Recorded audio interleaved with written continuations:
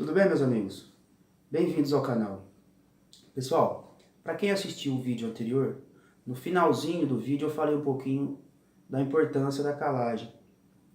E nesse vídeo de hoje, eu vou falar de como o calcário age nesses solos ácidos, de como ele eleva esse pH e diminui essa acidez. Tá bom? Antes de mais nada, eu pedi para vocês curtir, compartilhar e se inscrever no canal para dar um apoio aí pra gente. Então vamos lá. Então, como eu já disse, o modo de ação dos calcários em solos ácidos. Pessoal, só um exemplo para facilitar um pouquinho o entendimento. Eu tenho aqui uma molécula de H2O, uma molécula de água, e ela possui na sua constituição um OH- mais um H+. Então, ela tem a mesma quantidade de OH- e a mesma quantidade de H+. Então, ela tem um pH 7, ela é neutra, né? Então, o que a gente conclui com isso? Que soluções básicas têm maior quantidade de OH-, de hidroxila. E soluções ácidas têm maior quantidade de H+, de hidrogênio. É isso que acontece nos solos, que acidifica os solos. Ele tem maior quantidade de H+, e menor quantidade de OH-. Então, esses calcários, pessoal, podem ser de dois tipos. Podem ser dolomíticos ou calcíticos. Então, esse é o carbonato de cálcio, é o calcário calcítico.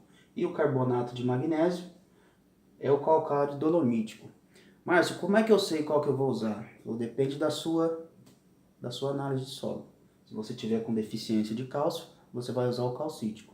Se tiver com deficiência de magnésio, vai usar o dolomítico. Então vamos lá. Tanto um quanto o outro, pessoal, o resultado final é o mesmo. Tá certo? Então, o que ocorre? Calcário com reação com H2O libera um cálcio, uma OH mais CO2. Produto final, carbonato monoácido. Mesma coisa também o magnésio. Com H2O libera magnésio, uma hidroxila, mais CO2 e forma o carbonato monoácido no final. Então, nessa transformação, o que interessa é esse OH-, essa hidroxila que tira essa acidez do solo. Ela neutraliza o hidrogênio dos solos. E além disso, pessoal, uma outra função extremamente importante dos calcários é que o OH-, produto dessa reação, mais o alumínio, que é extremamente tóxico para as plantas, transforma o OH- mais o alumínio, transforma o alumínio numa substância que deixa de ser tóxico para as plantas, né? Que transforma o alumínio tóxico em hidróxido de alumínio, sendo assim, não deixa de ser tóxico para as plantas. Mesma coisa com o manganês. Pessoal, o manganês ele é um elemento essencial para a planta, mas ele tem que ser em pequenas quantidades. Se for acima do mínimo permitido, ele se torna tóxico, assim como também como ferro e alguns outros elementos. Então, esse manganês que era tóxico, com a reação com hidroxila com OH-, vai transformar também esse manganês em hidróxido de manganês, que também deixa de ser tóxico em grandes quantidades. Então, pessoal, a planta, ela não seleciona o que ela vai absorver, ela não é seletiva. Se tiver alumínio, ela vai absorver, se tiver ferro, ela vai absorver, né? E se tiver manganês, ela vai absorver também em quantidades elevadas, que faz com que prejudique a planta, tá certo? Pessoal, olha só essa imagem. Eu tenho aqui um colóide. O que é um colóide? Um colóide ele é uma partícula que pode ser tanto de argila quanto de matéria orgânica. Esse colóide ele é pequeno. Isso o tamanho dele é só em microscópio para você conseguir enxergar com mais clareza. Então o colóide ele é uma partícula pequena que pode ser de matéria orgânica ou argila e ele possui cargas predominantemente negativas ao seu redor.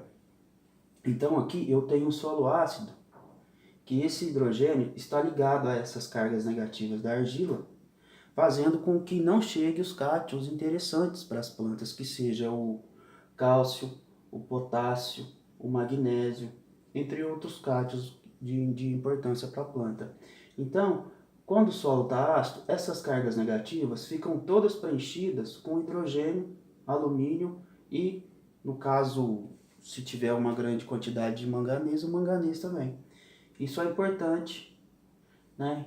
Que essas cargas negativas fiquem liberadas. Então, é isso que o calcário faz. Quando você aplica o calcário, ele sofre aquela reação anterior, liberando uma hidroxila, um OH-, reagindo com esse hidrogênio que está preso nessa carga negativa da argila ou da matéria orgânica, liberando essa carga negativa, fazendo com que os outros cátions de interesse cheguem nessas cargas negativas e se liguem a elas.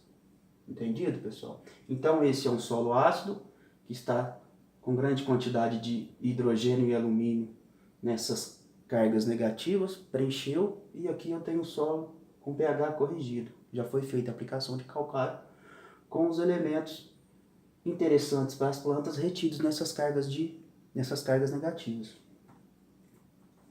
Então, pessoal, qual que é a força que esses cátions, esses íons são retidos nessas cargas negativas?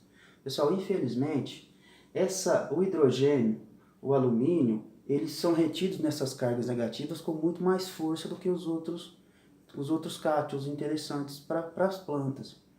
E os outros, cálcio, magnésio e potássio, eles ficam retidos, mas eles têm uma ação trocável, que eles não são retidos com a mesma força.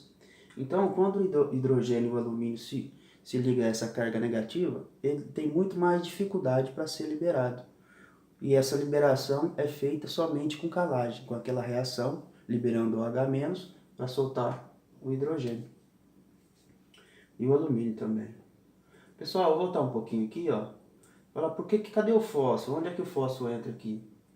Então, quando existe o alumínio 3+, e o manganês 3+, e o ferro também, manganês não tanto, mas o ferro, o fósforo, além dele ser um ânion, ele tem carga, né, negativa. Todo ânion tem carga negativa.